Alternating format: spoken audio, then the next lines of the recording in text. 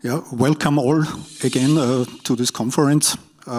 It's my pleasure to make this presentation today together with Volkswagen and with Sikon, our cooperation partners.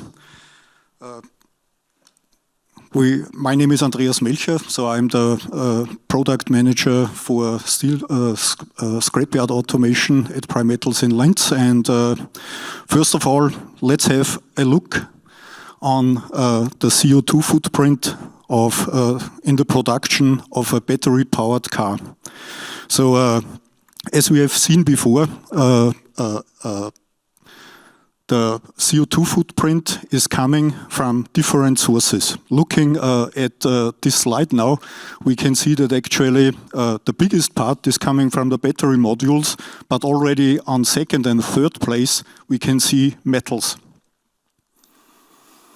So, as a metallurgical plant builder for steel plants, of course, our main interest is the steel part in the car, which contributes with 19% to the CO2 footprint of the complete car. In this case, it's a Volkswagen ID.3.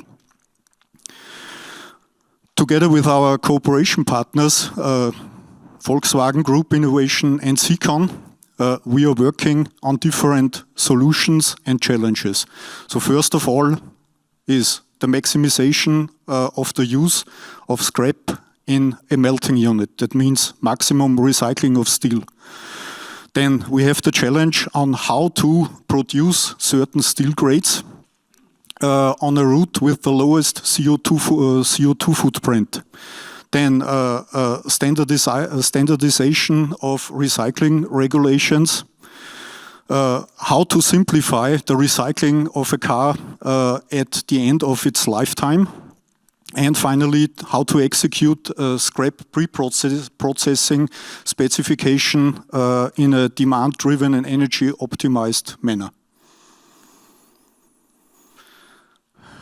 It is easy to compare the chemical composition of steel grades and the mechanical characteristics of steel grades to each other. But it is a big difference how this steel was made concerning the production route that was used for the production. So if you look on this slide, you can see that actually the classic production route through a blast furnace and a converter steel plant produces approximately 1.954 tons of CO2 per ton liquid steel. Using the electric arc furnace route significantly is reducing this footprint. And there's another possibility to make a mix of virgin material or direct reduced materials like DI and HBI in the electric arc furnace together with scrap, which gives, of course, a favorable CO2 footprint. All those production routes with electric arc furnace are requiring the use of green energy and the use of hydrogen as a reduction gas for the DI or HBI charge into the furnace.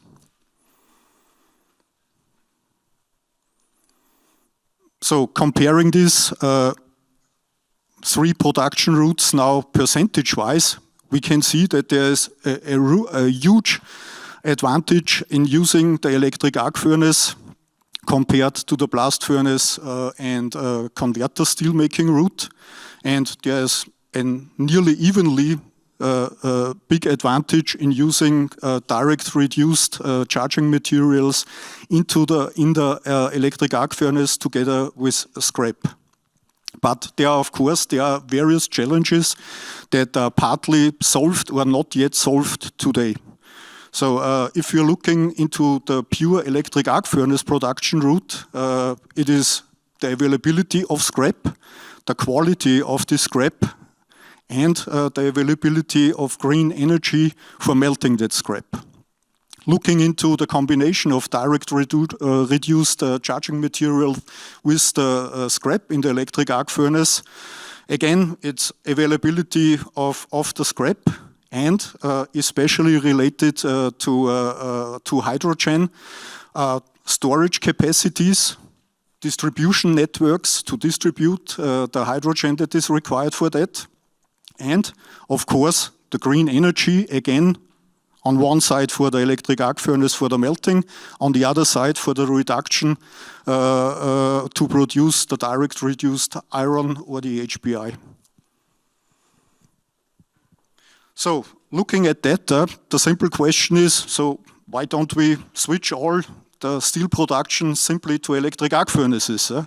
Yeah, it's not so easy because certain restrictions is making it quite difficult to do this. If you're looking, for instance, on the development of maximum residual content allowed in steels, during the last decades, automotive steels, you will see here on this slide that actually it went down to really low limits in the past few decades. Shown here, for instance, in the 50s, starting from less than 0.4% down to 0.11% nowadays. Okay, so where are these residual elements coming from? So partly they are coming from virgin materials like pig iron, like DRI, like HBI, and in a much less controllable way, they are coming from steel scrap. So in other words, the more scrap you charge into your melting unit, the higher is the risk that you are not going to meet these restriction targets.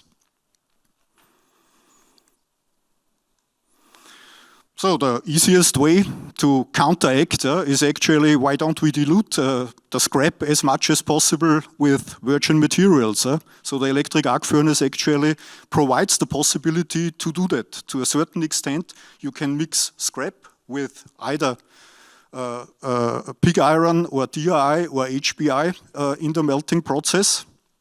But if you do that, it is somehow against the goal of reducing the CO2 footprint of steel production. So the main goal is increase the scrap charge to the maximum possible. So therefore, the general target to achieve is a combination of common economical and production targets in producing steel by optimizing raw material costs, for instance, minimize tap-to-tap times, maximize yield, and of course meet the limit values of the chemical composition of the tapping analysis. And we have to combine it with ecological targets like the use of green energy and maximize the scrap charge.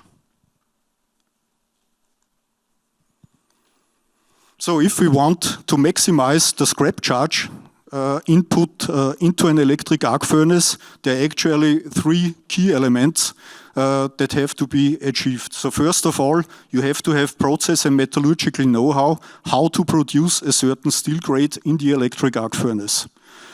The second one is to produce a useful and scrap mix, which is meeting the targets in terms of tramp and residual elements so that you can reach the correct tapping analysis at the end of the heat. And third, you have to have a system that allows comprehensive tracking of the scrap quantity and the quality that is used in the melting unit.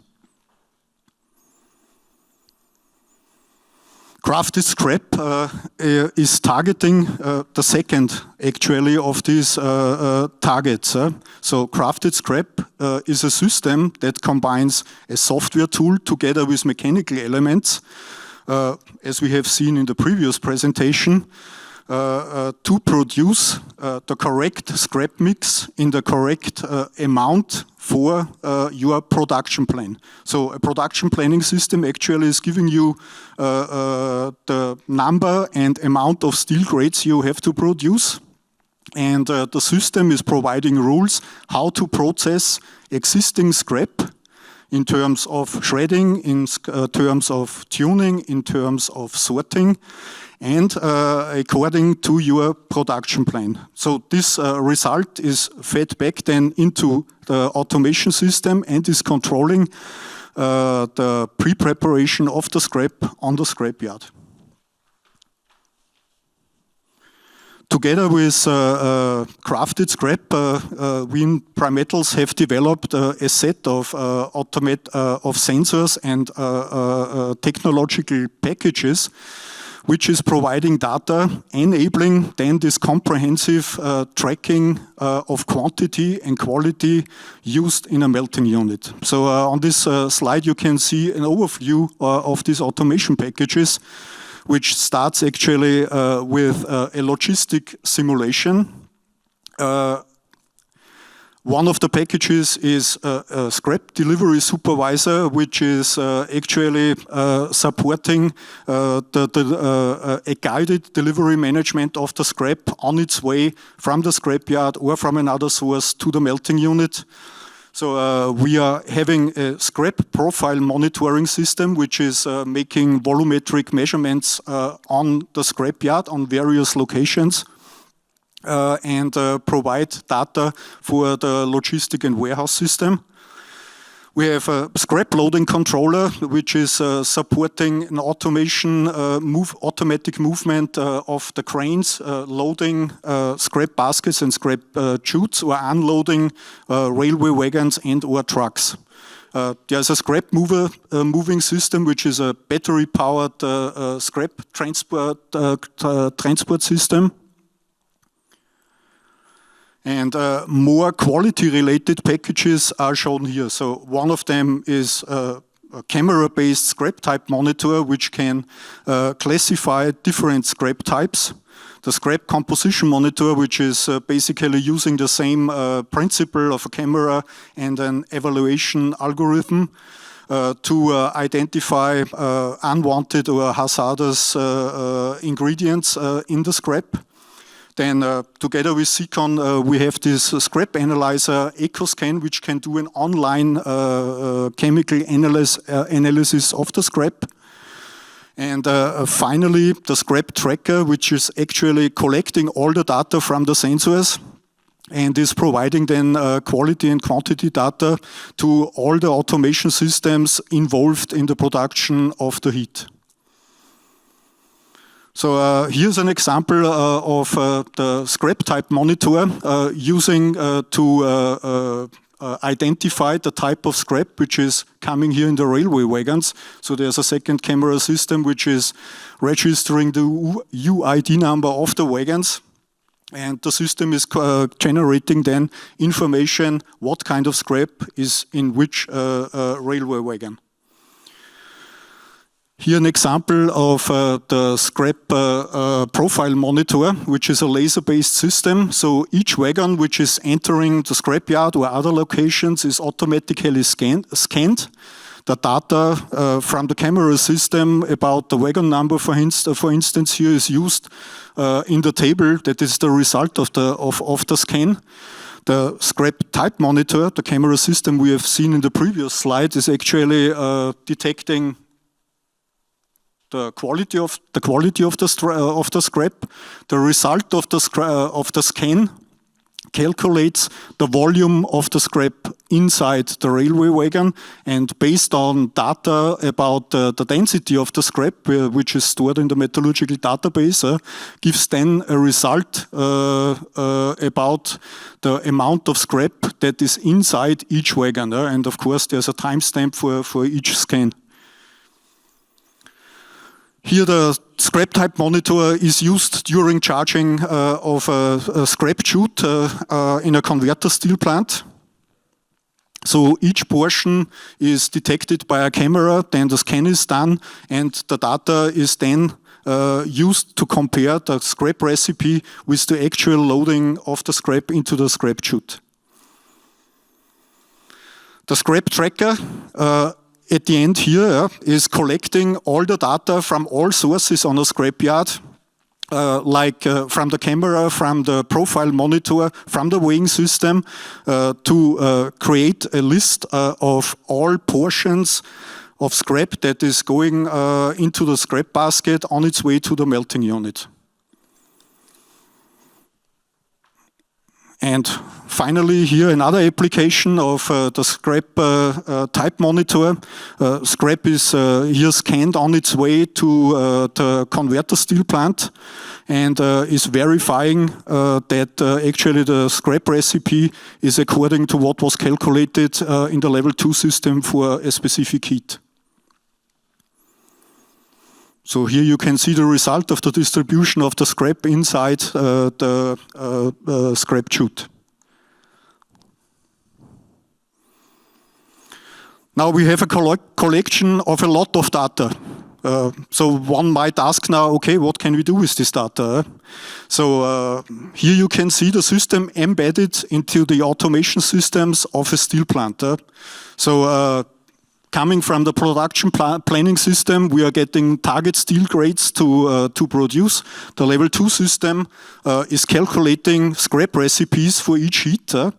And our technological packages and special sensors on the right side actually are collecting data about the actual quality and quantity of scrap that is inside a scrap basket or a scrap chute. This data is then used in the level 1 and level 2 to produce the heat and to achieve optimum economical and ecological results for a certain heat. Okay, so that's already the end of my presentation. Let me summarize these 3 presentations together with Volkswagen and Sikon.